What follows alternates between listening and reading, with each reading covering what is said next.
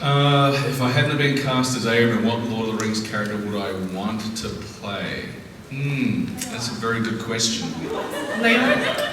I've got to see this movie. What's it called? Lord of the Rings. You know what I can't believe about the popularity of those movies? 15 years ago, and it's more popular than ever, which is fantastic. And I don't know, that's a very difficult question. I couldn't imagine anybody else being the characters, other than the actors who actually played them. So I would have to say it would be, I would probably be a horse or an ass. I don't know. Thank you. My question is, if Bones and Aomer were to meet, how would that go down? Better than if him and Dredd met. Well, you know, I've never been asked that question. I think that they would get along handsomely well. Yeah. Yeah. They would probably have some Rohan ale. Yeah. And talk about how disturbingly they look very similar to each other. Well, thank you. I think that, you know, they found such an extraordinary actor in the form of Zach Quinto, who not only bears such a physical resemblance, but just does. It was so surreal the first time I actually got to work with Zach in the first Trek movie that we did, and I say that line to him: "Are you out of your Vulcan mind?" And just being in the scene with him was surreal because it was literally like being in an episode of Star Trek, and it was, you know, it was uncanny.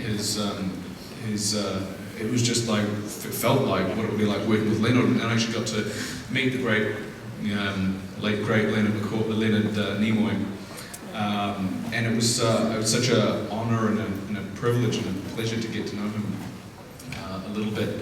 And we lost a goodie there, we did. He was a really lovely man, so thank you very much for your question. My question for you is, if you can tell us, do you have a hand in the next Star Trek script? Do I have a what in it? A hand. Do you have Oh, Simon Pegg's hands are all over it though. like, will you be Will I be in it?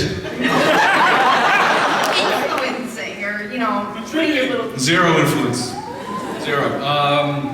But I trust, you know what, I'm really looking forward to seeing what Simon and his colleague are pulling together, and you know, I've got supreme confidence. He's a fantastic writer, and he's you know, written a bunch of films that are really, really great fun, and he gets Trek, he gets the universe and the characters and the dynamics, so I'm sure he's going to pull something together that's going to be fun and exciting and give the audience you know, something to really latch onto, and it's going to be exciting to see. Theoretically, we're supposed to start shooting this within the next few months, probably, you know, July, I believe.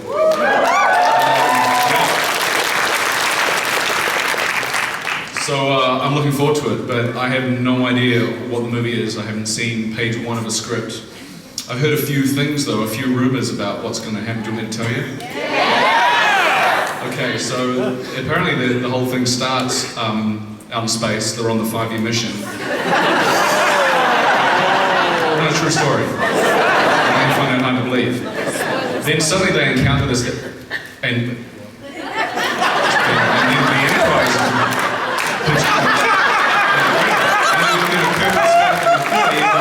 The situation's like. So I won't really tell you what happens from that point, but it's going to blow you off.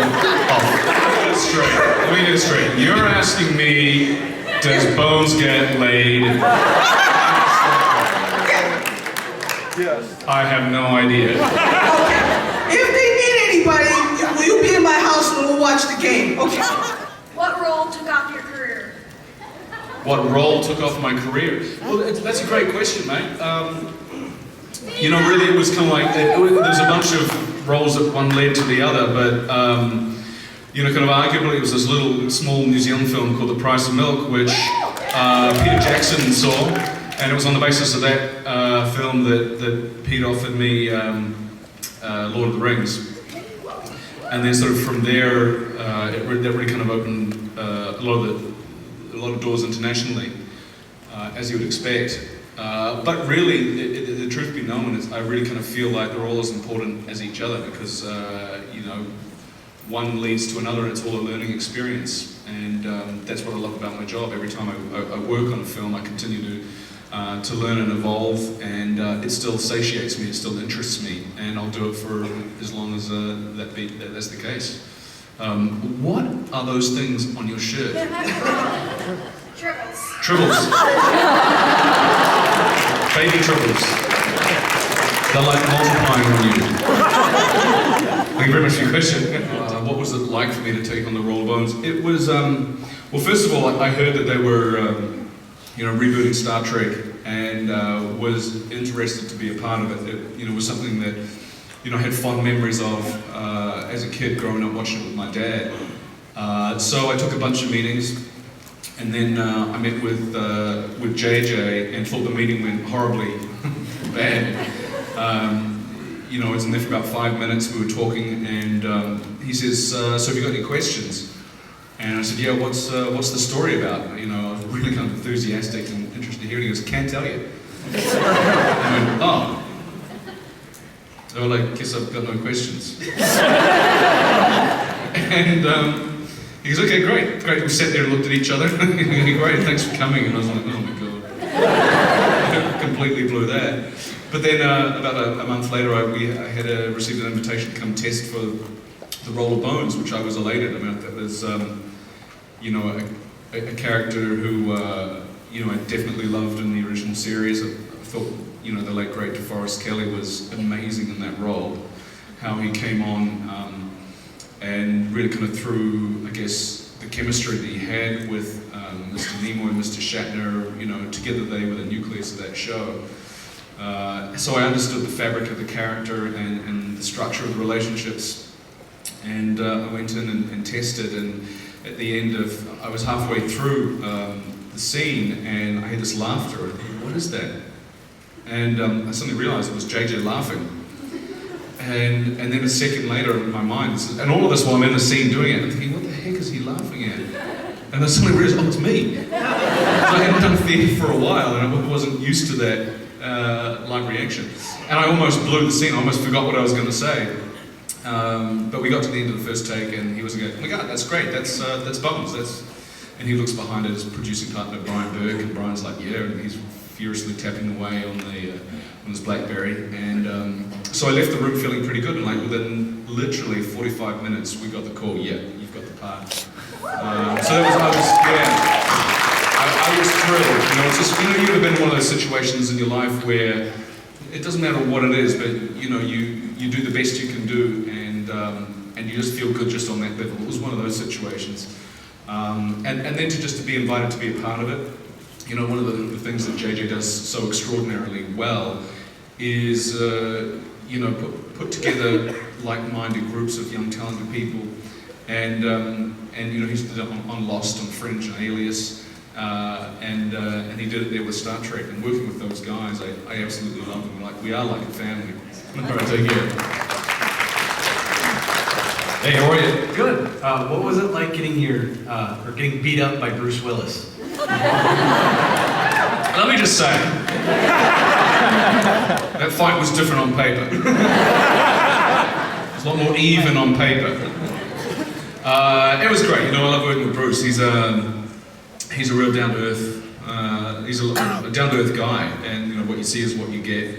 And we had a lot of fun. You know, shooting that. It was a pretty full-on, intense fight sequence. When I threw that mug at him, he actually cut his head.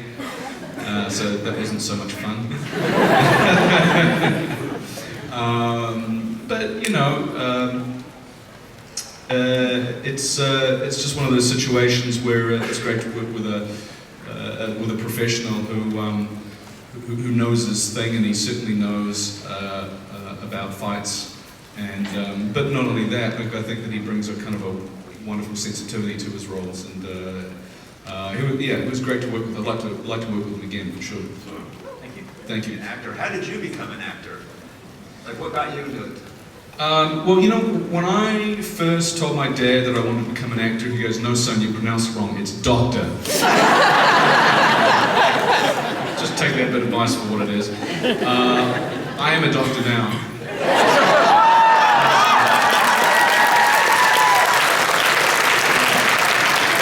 Fully qualified. And it's a problem, you know, when you're on the plane and they say, "Is there a doctor on board?" It's really hard not to go. I don't know if you've seen my work. Oh yeah, I brought Kirk back from the dead. That's a nasty disease, isn't it? Death. Come on, pretty good doctoring. So, what was the question? Sorry. I'm sort of jet-lagged. How did you get into acting? How did I get into it? Yeah. I would define it as a long-standing compulsion, something that I always wanted to do, and I did it. You know, when I was a young boy, I was, you know, writing plays, directing plays, and then when I left high school, I went to college for a bit, but I kept on getting offered work in television, so I just decided to go for it, and I kind of never really looked back. And then I thought it was really important to invest in my craft. So when I wasn't working, I would pay to work. I'd go and take, you know, classes. And you know, kind of the idea is it's like a boxer just doesn't come out of the corner of his ring and that's the first punch he's thrown. You know, he's been training hard, and you know, I kind of felt that when those opportunities arose, that I wanted to be ready for them. And so that's what I would do for years. You know, even throughout, you know, working on Lord of the Rings, I was still, you know, every week going and doing class as well, because I just loved the craft of it and wanted to learn more. And I think that's probably the only bit of advice that I'd give you that's worked for me, is just invest in yourself, invest in your craft, and the more you put into yourself, the more you're going to get, no matter what it is, whether it's acting or whatever your chosen vocation is. So go for it. But no, the lovely Sir Peter Jackson and the Weta team honestly gave me that helmet. I didn't steal that, they gave it to me, but I do have. But I've got a bunch of stuff. I've got, you know, swords, various things. I've got guns, and I've got, you know, like my Star Trek ring and insignia. I stole those. What else? I've got a stunt weapon from Chronicles of Riddick, one of the blasters. I've got my leather jacket from the Bourne Supremacy. And you know, you think that you're going to be able to wear that, but you can't. It's a great jacket, but I never get the opportunity to wear it. Wear it to a convention. Wear it to a convention? I should come and cosplay.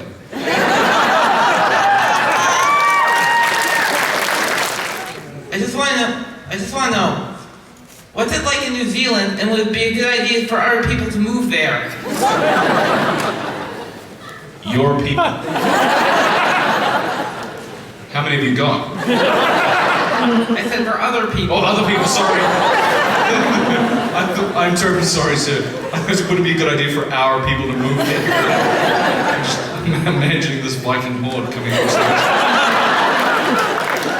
I love that show. Do you guys like Vikings? Great show. Really great show. You gonna be on it? I'd love to be on it. Yes. Would you like to see me on that show?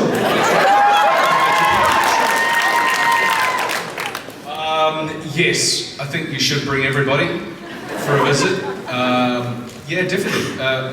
You know, it's a beautiful country, and you know, if you have some time, you know, it's wonderful to, you know, really explore the whole thing. You could hire a camper van with you and all your people. and drive from the top of the North Island down to the bottom of the South Island. And there is such a wonderful, eclectic variety of vistas and scenery, and the people in New Zealand are really lovely and down to earth. And you probably won't get mugged too much. You wouldn't get mugged at all. It's a very safe country. We don't have many guns there. Well, we do now because it's duck shooting season. But any other time of the year, you're safe. Just don't pretend to be a duck.